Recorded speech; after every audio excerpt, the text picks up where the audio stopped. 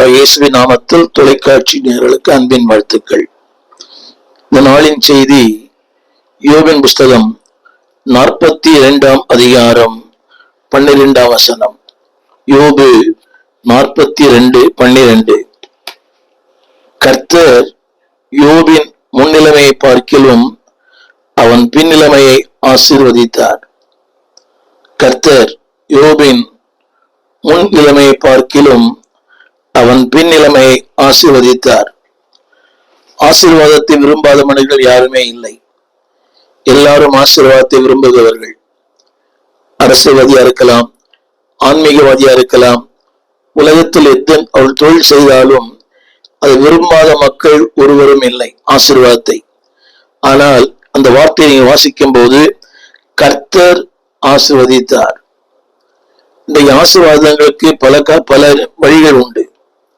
ஏமாற்றி, அடுத்தவர்களை பொய் பேசி, அபகரித்து, இல்லாத ஒன்றை இருப்பது போல ஜோடித்து, இன்னைக்கு பார்க்கிறோமே போலி பத்திரங்கள், போலி எல்லாமே. அதாவது விசா கூட இன்னைக்கு போலியா கொடுக்கிறார்கள், எல்லாமே போலி.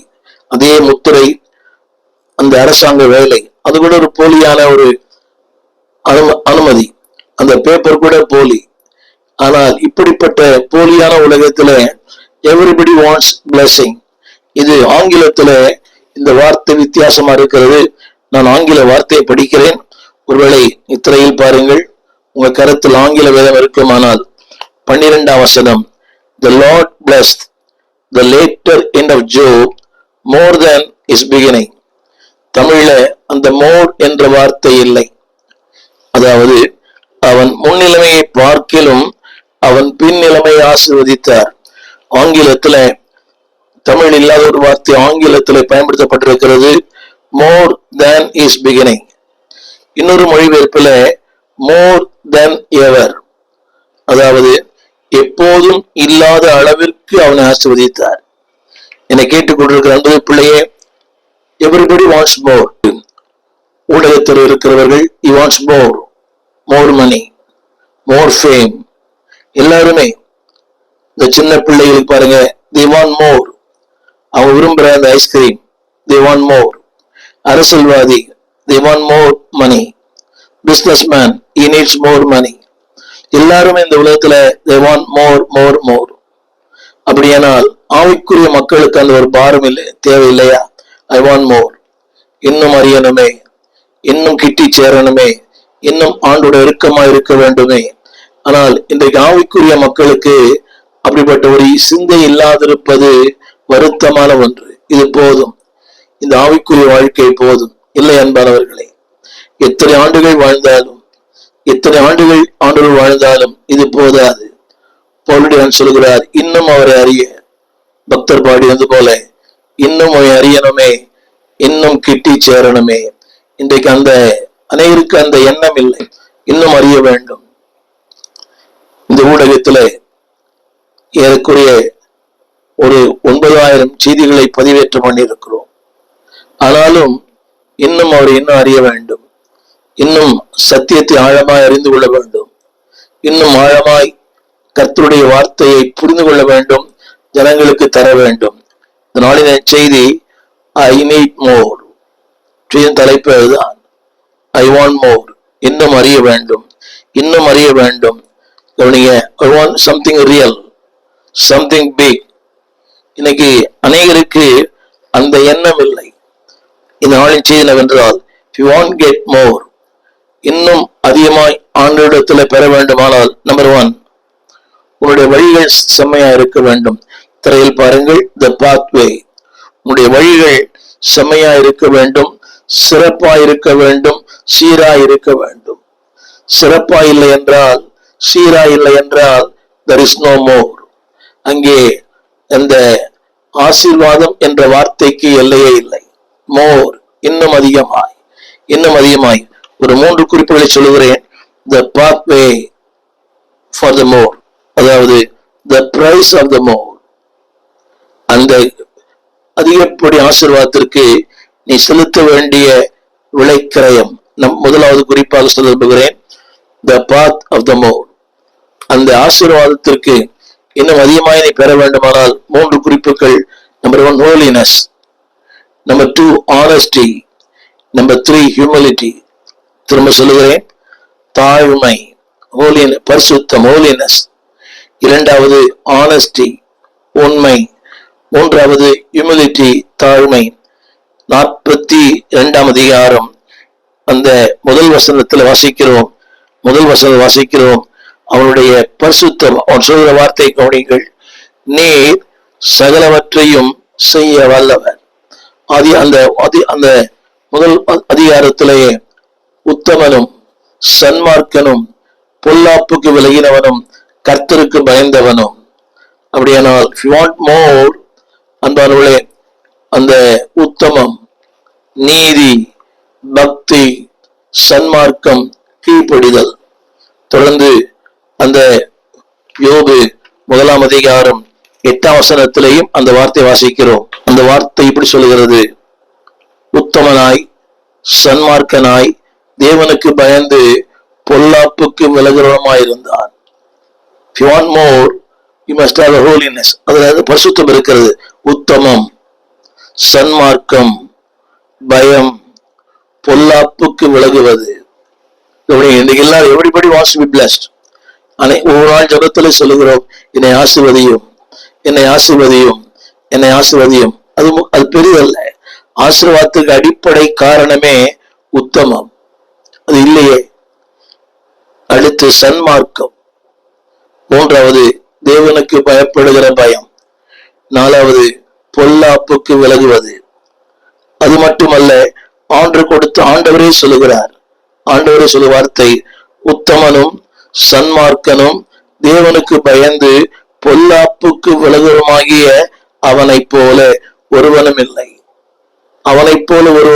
எனவேதான் அந்த ஆங்கில வார்த்தை இப்படி சொல்லப்பட்டிருக்கிறது, more than ever. தமிழே, அவனைப் போல ஒருவனும் இல்லை. என் செய்தி என்னவென்றால், if you want more, இன்னும் அதிகமாய் தேவனால் பயன்படுத்தப்பட வேண்டுமானால், இன்னும் தேவனால் ஆஸ்வதிக்கப்பட வேண்டுமானால், இன்னும் தேவனால் உயர்த்தப்பட வேண்டுமானால், நம்பர் ஒன் ஹோலினஸ். உன் வாழ்க்கையிலே பரிசுத்தம். இதை நாம் தொடர்ந்து அவருடைய வாழ்க்கையில ஒவ்வொரு நாளும் பார்க்கிறோம். கவனிங்க, clean life and quality life. சுத்தமான வாழ்க்கை, ஒரு தரமான வாழ்க்கை. திரையிலே பாருங்கள், கிளீன் அண்ட் குவாலிட்டி, ஒரு தரமான வாழ்க்கை. இன்றைக்கு அன்பானவர்களே, ஏராளமான சபைகள் இருக்கிறது, ஏராளமான ஊழியர்கள் இருக்கிறார்கள். ஆனால் தரமான ஊழியர்களா? என்னுடைய அனுபவங்களிலே எத்தனையோ ஊழியர்களை பார்த்தேன், சந்தித்தேன், பழகியிருக்கிறேன். ஆனால் இந்த கிளீன் அண்ட் குவாலிட்டி மிக குறைவு. உயரம் இருக்கிறது, மக்கள் இருக்கிறார்கள். இதுல ஆச்சரியமான ஒன்று, பேய் ஓட்டுறார், பிசாசு ஓட்டுறார்.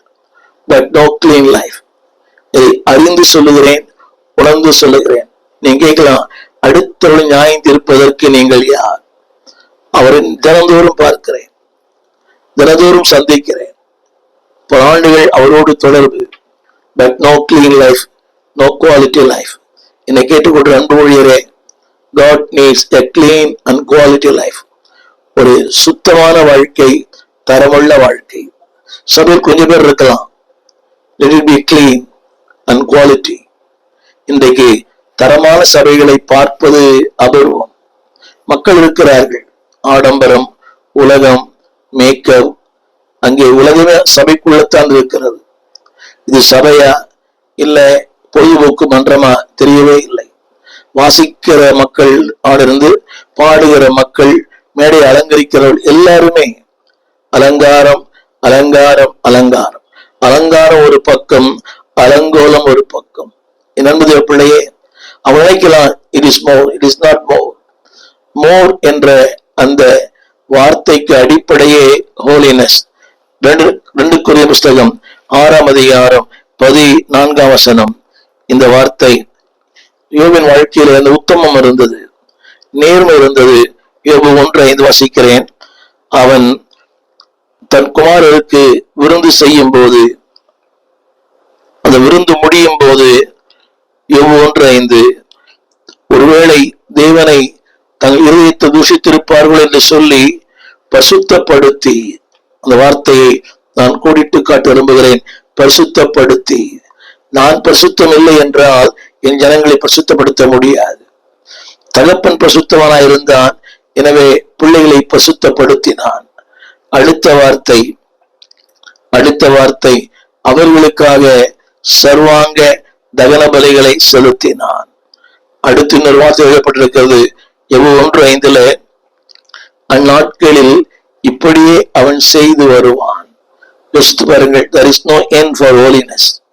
பரிசுத்தத்திற்கு அளவு இல்லை, பரிசுத்தத்திற்கு எல்லை இல்லை, பரிசுத்தத்திற்கு முடிவு இல்லை.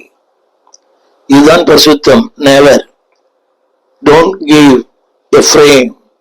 பரிசுத்தத்திற்கு வரையறை நீங்களும் நானும் அல்ல, பரிசுத்தத்திற்கு எல்லையே இல்லை.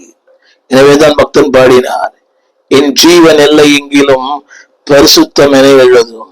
எல்லை எங்கிலும், all my life. அந்தரங்க வாழ்க்கையில், அரங்க வாழ்க்கையில், குடும்ப வாழ்க்கையில், ஊழிய வாழ்க்கையில், பொருளாதார வாழ்க்கையில் இன்னைக்கு இல்லையே. No clean life, no quality life. துக்கமான ஒன்று. How can you get the more? எப்படி இன்னும் அதிகமா? நீ நினைக்கிறீங்க இது அதிகம், இது அதிகம் அல்ல. இன்னும் கடந்து செல்ல வேண்டிய பாதைகள் ஏராளம். அது நானும் நீங்களும். இது அதிகம் அல்ல. இன்னும் ஆழத்திற்குள்ளே, கணக்கால் அளவு, முழங்கால் அளவு அல்ல. ஆண்டவர் உங்களுக்கு எனக்கும் நீச்சலின் ஆழத்தை வைத்திருக்கிறார். மோர். இதை கேட்டுக்கொண்டு என்பது ஒருவேளை அரசாங்கத்துல உயர்ந்த பதவியில் இருக்கலாம், அரசியல் செல்வாக்கா இருக்கலாம், ஏதோ ஒரு துறையில் நீங்கள் மிகப்பெரிய பிரபலமா இருக்கலாம். Still God wants more. இன்னும் உன்னை உயர்த்த விரும்புகிறார். இன்னும் உன்னை ஆண்டவர் பயன்படுத்த விரும்புகிறார். இன்னும் உன்னை உபயோகப்படுத்த விரும்புகிறார். எனவேதான் 2 கொரிந்தியர் 6:14 அந்த ஹோலினஸ்க்கு அடிப்படை தெரியுமா? அந்நிய நுகத்திலே அவிசுவாசோடு பிணைக்கப்படாதிருங்கள். நீதிக்கும் அநீதிக்கும் சம்பந்தம் ஏது? ஒளிக்கும் இருளுக்கும் ஐக்கியம் ஏது?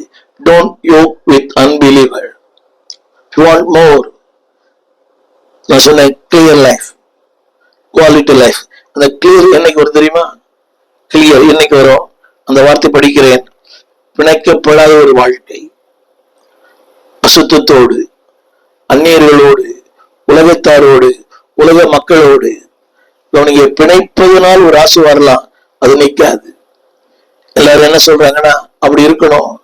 இன்றைக்கு ஆவிக்குரிய மக்கள் கூட பாருங்களேன், ஆவிக்குரிய மக்கள் அரசியலுக்காக, அரசியல் ஆதாயங்களுக்காக, அதாவது அதே பாரம்பரியம், அதே பழக்க வழக்கம், அவர்கள் கூட இந்த கிறிஸ்தவ அரசியல் இருக்கிற அநேக கிறிஸ்தவர்கள், அது எம்எல்ஏக்களா இருக்கலாம், எம்பிக்களா இருக்கலாம், ஏன் மந்திரியா இருக்கலாம், அவர்கள் கூட ஓட்டுக்காக, மக்களுக்காக அந்நிய நுகத்தோடு பிணைக்கப்படுகிறார்கள். அந்த வழிபாடு, அந்த ஸ்டைல், அந்த பாரம்பரியங்கள், அந்த பரிவட்டங்கள், இது உங்களுக்கு துக்கமா இருக்கலாம். You cannot get more. அதாவது அது முடிஞ்சிடும், இருக்கிறது மட்டும் நிற்கும், இல்லையேல் குறையும். If you want more, don't be yoked with worldly people. வாசிக்கிறேன், அந்நிய நுகத்திலே பணம் வரலாம், பதவி வரலாம், எவ்வளவு வேணும் வரலாம், ஆனால் உடைய இந்த மோர் இன்னும் அதிகப்படியான ஆசீர்வாதத்திற்கு ஒரு முற்றுப்புள்ளி வந்துடும்.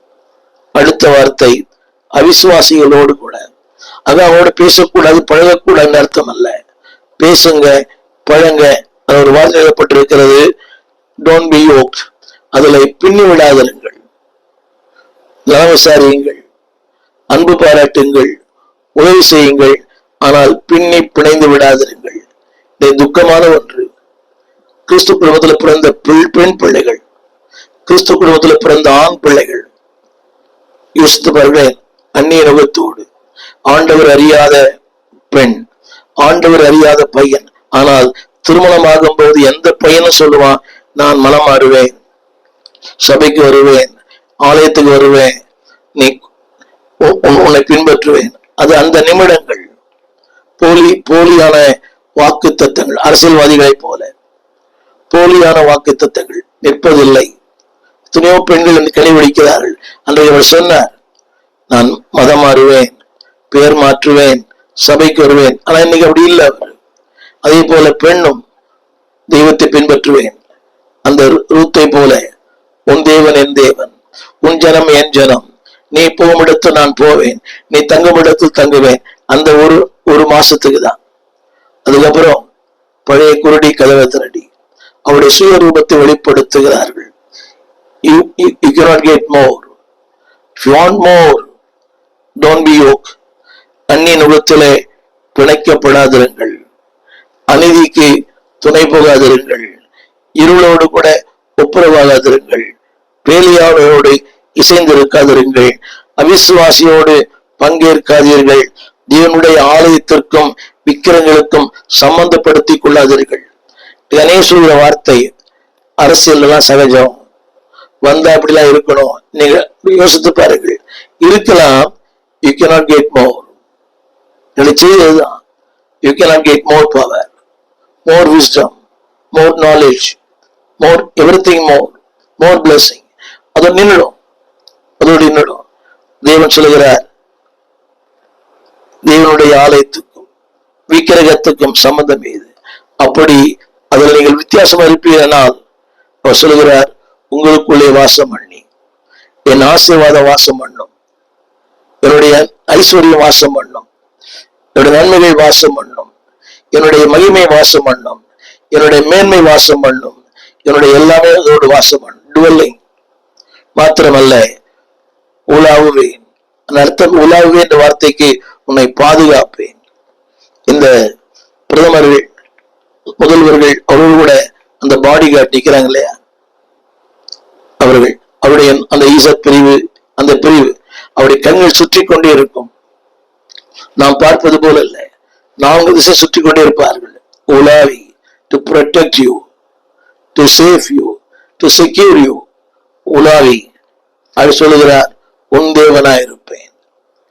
அதாவது உனக்கு என்னெல்லாம் தேவையோ அதையெல்லாம் செய்வேன், நீ என் ஜனங்களாயிருப்பாய். எத்தனை பெரிய மேன்மை!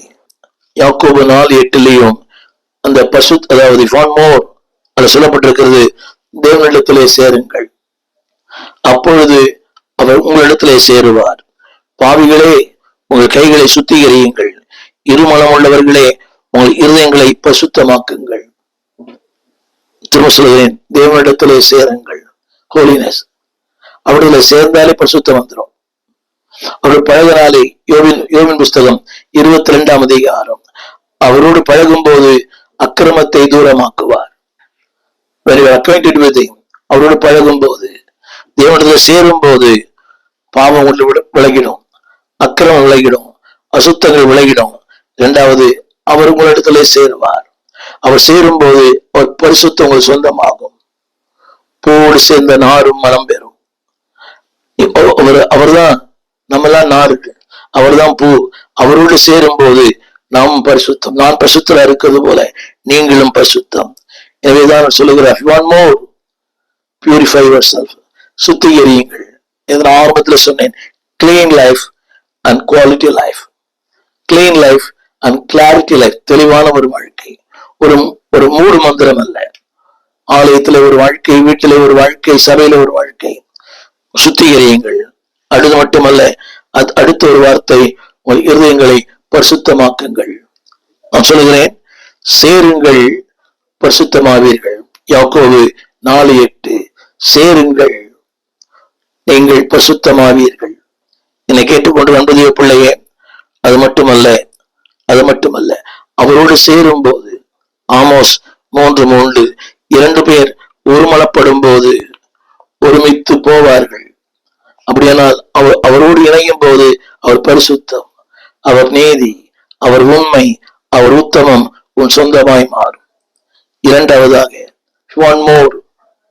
இரண்டாவது ஒன்று, ஆனஸ்டி, உண்மை, உத்தமம், நேர்மை, விவேகம். இதைத்தான் திருமறை திரும்ப சொல்லுகிறது. உண்மை, உத்தமம். 51ஆம் சங்கீதம் 17ஆம் வசனம். அந்த வார்த்தை இப்படி சொல்கிறது, தேவனுக்கேற்ற பலிகள் நொறுங்குண்ட ஆவிதான். தேவனே, நொறுங்குண்டதும் நறுங்குண்டதுமான ஆவியை நீ இதயத்தை புறக்கணியீர். ஆனஸ்டி, தவறுதான், குற்றம்தான், பாவம்தான். ஆனாலும் நீர் புறக்கணி. அந்த உண்மை, ஆனஸ்டி. தேவனே, நொறுங்குண்டதும் நறுங்குண்டதுமான இதயத்தை நீர் புறக்கணியீர். எனவேதான் வேதம் சொல்கிறது, ஆனஸ்டி. தன் பாவங்களை மறைக்கிறவன் வாழ்வடைய மாட்டான். அவைகளை அறிக்கை செய்து விட்டு விடுகிறவனோ இரக்கம் பெறுவான். என்பது பிள்ளையே, தாவீதின் வாழ்க்கையில because of his honesty he got more. முதல்ல யூதாவின் அரசன், இப்போ எருசலேமின் அரசன். முழு இஸ்ரவேலுக்கும் அவன் அரசனாய் மாறினான். Because honesty. நிறைய பேருக்கு அந்த ஆனஸ்டியில உண்மை இல்லை. வாய் திறந்தா போய், உண்மையே உன் விலை என்ன? இன்னைக்கு பாருங்க, விசுவாசத்துல உண்மை இல்லை, ஊழியத்துல உண்மை இல்லை. துக்கமான ஒன்று. அனுபவித்து சொல்லுகிறேன், நிறைய உண்மை இல்லாத பல காரியம். ஆனா அதுக்கு அவங்க பல விளக்கங்களை சொல்லுவாங்க. உண்மை இல்லை. சுந்தரமையா அடிக்கடி சொல்லுவார், அயோக்கியனுக்கும் யோக்கியனுக்கும் கையெழுத்து தேவையில்லை. யோக்கியனிடத்துல கையெழுத்து வாங்க வேண்டாம், அவன் யோக்கியன். அயோக்கியனிடத்துல கையெழுத்து வாங்கினாலும் செல்லாது, அவன் அயோக்கியன். என் கையெழுத்து இல்லைன்னு சொல்லுவான். இன்னைக்கு எத்தனை நீதிமன்றங்களில சொந்த குடும்பத்தில தகப்பனை போலவே கையெழுத்து போடுகிற மகன் இருக்கிறார். தகப்பனை போலவே கையெழுத்து போட்டு பத்திரத்தை மாற்றுகிற பிள்ளை இருக்கிறார்கள். இது உண்மை. கிறிஸ்தவ குடும்பங்களில there is no honesty. எங்கே ஆனஸ்டி இருக்குதோ அங்கே more blessing, more power, more anointing. அந்த வார்த்தை சொல்லுகிறேன். எனவேதான் அந்த வார்த்தை இப்படி சொல்லுகிறது, வாழ்வடைய மாட்டான். ஆனஸ்டி இல்லைன்னா வாழ்வு இல்லை. எங்கே ஆனஸ்டி இருக்கிறதோ அங்கே இரக்கங்கள் இருக்கும். அது மட்டுமல்ல, எனவேதான் வேதம் சொல்லுகிறது, நாம் நம்முடைய பாவங்களை அறிக்கையிட்டால், பாவங்களை மன்னித்து எல்லா அநியாயத்தை நீக்கி சுத்திகரிப்பதற்கு அவர் உண்மையும் நீதி உள்ளவராக இருக்கிறார். என சொல்ல அந்த வார்த்தை அக்செப்ட் வித் டிஸ்ஆனஸ்டி. உங்கள் உண்மை இனத்தை ஒத்துக்கொள்ளுங்கள். தவறுதான். என்றைக்கு அதை அறிக்கை எழுகிறீர்களோ, இன்னைக்கு நிறைய பேருக்கு நான் தவறு பண்ணல, நான் ஒரு தப்பும் பண்ணல, யார் யாரும் என்னென்னவோ பண்றாங்க, நான் இதானே பண்றேன். அந்த வார்த்தையில் பாருங்கள், அறிக்கையிட்டால், when you confess it, your failure with dishonesty. எத்தனையோ காரியங்கள், இதில் உண்மை இல்லாத நிறைய காரியங்கள் சொல்லிக்கொண்டே போகலாம். இந்த ஊடகத்திலே சொல்வது நல்லதல்ல, புது வழியிலே நல்லதல்ல. உண்மை இல்லாத நிலைகள் ஊழியத்துல கூட, ஊழியத்துல எத்தனையோ ஊழியில உண்மை இல்லை. இன்னைக்கு அதிகமாய் பேச விரும்பவில்லை. அதில் சொல்லப்பட்ட வார்த்தை அறிக்கையிட்டால், இரண்டாவது மன்னித்து, மூன்றாவது நீக்கி. நீக்கி நம்மை சுத்திகரிப்பதற்கு உண்மையும் நீதியும் உள்ளவராக இருக்கிறார். தேவன் சுத்திகரிக்கும் போது more blessing, more anointing, more power, more grace, more gifts. அது மட்டுமல்ல, ஆனஸ்டி அடுத்த ஆனஸ்டியில 57:15 அந்த வார்த்தை சொல்லுகிறது, ஆனஸ்டி நித்தியவாசியும் பரிசுத்தர் என்கிற நாம உள்ளவராகிய மகத்துவமும் உன்னதமாக சொல்லுகிறார். உன்னதத்திலும் பரிசுத்த ஸ்தலத்திலும் வாசம் பண்ணுகிற நான் பணிந்தவர்களின் ஆவியை, தமிழ பணிந்தவர்கள், ஆங்கிலத்தில் ஆனஸ்டி. ஆனஸ்டி, அந்த ஆனஸ்டி ஆற்று இருக்குதோ உயிர்ப்பிப்பார். 2 முறை சொல்றாரு, ஆவி உயிர்ப்பிப்பார், இதயத்தை உயிர்ப்பிப்பார். 2வது அவளோடு வாசம் பண்ணுவார். those who are honesty, அந்த உண்மை உள்ளவர்கள், உத்தம் உள்ளவர்கள். இதுதான் பவுல் சொல்லுகிறார், நான் உலகத்திலேயும் விசேஷம் உங்களிடத்திலேயும் திவ்ய உண்மையோடு நடந்தோம் என்று எங்கள் மனது எங்களுக்கு சொல்லும் சாட்சியே எங்களுக்கு புகழ்ச்சியா இருக்கிறது. If you want more, number 1, holiness. Number 2, honesty. Number 3, humility. யோபு 1:20. அவர் வாழ்க்கையில தாழ்மையை பார்க்கலாம். யோபு 1:20. எழுந்தான், சால்வையை கிழித்தான், தன் தலையை சிரைத்தான், தரையிலே விழுந்து பணிந்தான். He speaks humility. அந்த தேசத்திலே மிகப்பெரியவன், ஆனால்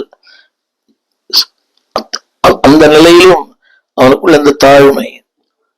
எனவேதான் வேதம் சொல்கிறது, யோபு 1:20, 21, 22 அவன் சொல்கிற வார்த்தை, பாவம் செய்யவில்லை, தேவனை பற்றி குறை சொல்லவில்லை. அப்படிப்பட்ட ஒரு மனித வாழ்க்கையில the spirit of humility. திரும்ப திரும்ப சொல்லுகிறேன், if you want more, அதிகம் தேவையானால் holiness, இரண்டாவது honesty, மூன்றாவது humility. இதைத்தான் ஒவ்வொரு இடத்துலயும் வாசிக்கிறோம். அவருடைய தாழ்மையை எல்லா இடத்திலும் பார்க்கலாம். 42 அதிகாரம் 5 வசனம், 42:5 யோபிலே, என் காதினால் உம்மை குறித்து கேள்விப்பட்டேன், இப்பொழுது என் கண் உம்மை காண்கிறது. தாழ்மை. ஆகையால் நான் என்னை அருவருத்து 42:6 தூளிலும் சாம்பலிலும் இருந்து மனஸ்தாபப்படுகிறேன் என்றான். You want more?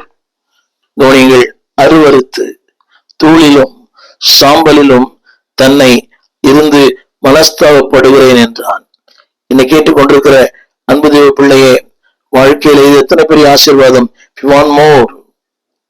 இதைத்தான் நம்முடைய ஆபிரகாம் வாழ்க்கையில பார்க்கலாம், மோசேயின் வாழ்க்கையிலே பார்க்கலாம், எலியாவின் வாழ்க்கையிலே பார்க்கலாம், சாரிபாத் உதவியின் வாழ்க்கையிலே பார்க்கலாம். ஒவ்வொரு நாளும் ஒவ்வொரு நேரமும் என்னை கேட்டுக்கொண்டிருக்கிற அன்பு தேவ பிள்ளையே, ஒவ்வொரு நாள் யோவான் 21 அதிகாரத்துல கூட சிசுடைய வாழ்க்கையில, ரட்சகரின் வாழ்க்கையில அவர் தன்னுடைய சீலையை அறையிலே கட்டி கொண்டு சிவனுடைய கால்களை கழுவத் தொடங்கினார். அன்பான தேவ பிள்ளையே, சீமோன் பேர் வாழ்க்கையில அதை பார்க்கலாம். அவன் சொன்ன வார்த்தை, பாவியாகிய மனிதன் என்னை விட்டு போய்விடும். திராள மீன் அகப்பட்டது. அவன் சொன்ன வார்த்தை, பாவியான மனிதன். என்னை கேட்டுக்கொண்டிருக்கிற அன்பு தேவ பிள்ளையே, 3 காரணம் சொல்லுகிறேன். You want more holiness. You want more, be honesty. You want more humility. அடுத்த குறிப்பு, you want more, you have to pay the price. The price more. முதல்ல சொன்ன the path more.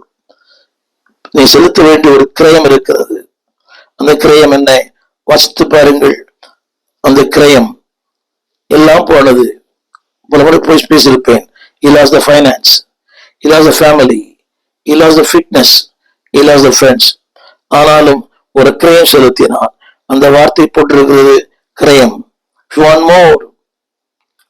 மத்தேயு 6:19 பூமியிலே உங்களுக்கு பொக்கிஷங்களை சேர்த்து வைக்க வேண்டாம், இங்கே பூச்சியும் துருவும் கெடுக்கும், திருடரும் கண்ணமிட்டு திருடுவார்கள். 6:20 மத்தேயு. பரலோகத்திலே பொக்கிஷங்களை சேர்த்து வையுங்கள், அங்கே பூச்சியாவது துருவாவது கெடுக்கிறதும் இல்லை, திருடர் கண்ணமிட்டு திருடுகிறதும் இல்லை. உங்கள் பொக்கிஷம் எங்க இருக்கிறதோ அங்கே உங்கள் இதயமும் இருக்கும். You want no more? நீங்க கேட்கலாம், அதிகமாய் தேவையானால் கவனியுங்கள். ஆண்டவரோடு அதிகப்படியான நேரம், அதிகப்படியான உறவு, அதிகப்படியான அவரோடு கூட ஈடுபாடு. அந்த வார்த்தை சொல்லுகிறேன், உங்கள் பொக்கிஷம் இதயம் எங்க இருக்கிறதோ அது மட்டுமல்ல, அந்த வார்த்தை சொல்லுகிறது, you want more. 2 கொரிந்தியர் 4:17 இந்த முதல் குறிப்பு. அதாவது நீங்கள் செலுத்த வேண்டிய ஒரு கிரயம், the price. அந்த கிரயம் என்ன? அந்த கிரயம் உங்களையே அர்ப்பணிப்பது, சேர்த்து வைக்க வேண்டாம். அடுத்த வார்த்தை the price. அந்த பிரைஸ் தெரியுமா? அந்த பிரைஸ் உபத்திரவங்கள், பாடுகள், போராட்டங்கள். அதில் சொல்லப்பட்ட வார்த்தை, அதாவது மிகுந்த உபத்திரவம் ஆனால் அதிகமான கனமகிமை. The price is பாடுகள், போராட்டங்கள், பிரச்சனைகள். காண்கிற ஒன்றை அல்ல, காணக்கூடாத ஒன்றையே நோக்கி பாருங்கள். அன்புடைய பிள்ளையே, அதாவது நிலையற்ற உலகத்தின் மேல் நம்பிக்கை வைக்க வேண்டாம், நிலையானது நம்பிக்கை வைங்க. பே மோர் பிரைஸ். கிரயம் செலுத்தாமல் மோர் அல்ல, கிரயம் செலுத்தாமல் அதிகம் அல்ல, கிரயம் செலுத்தாமல் உயர்வு அல்ல, கிரயம் செலுத்தாமல் ஆசீர்வாதங்கள் அல்ல. நீ நிறைய பேர் நினைப்பாங்க, அவர் நல்லா இருக்கிறார், இவர் நல்லா இருக்கிறார், இவர் நல்லா இருக்கிறார். இல்லை, நல்லா இருக்க வேண்டுமானால் you must pay the price. எங்கள் விலாசம் போதகர் ஸ்டீபன் தேவகுமார், திறந்த வாசல் சபை, நம்பர் 65, பரமானந்த தெரு, 7 கிணறு, சென்னை 600001. தொடர்புக்கு 9841839287. மேலும் 0444183330. எங்கள் மின்னஞ்சல் stephenopendor@gmail.com. எங்கள் தேவ செய்திகளை யூடியூப் சேனலில் பார்த்து பயனடையுங்கள். தேவன் உங்களை ஆசிர்வதிப்பாராக.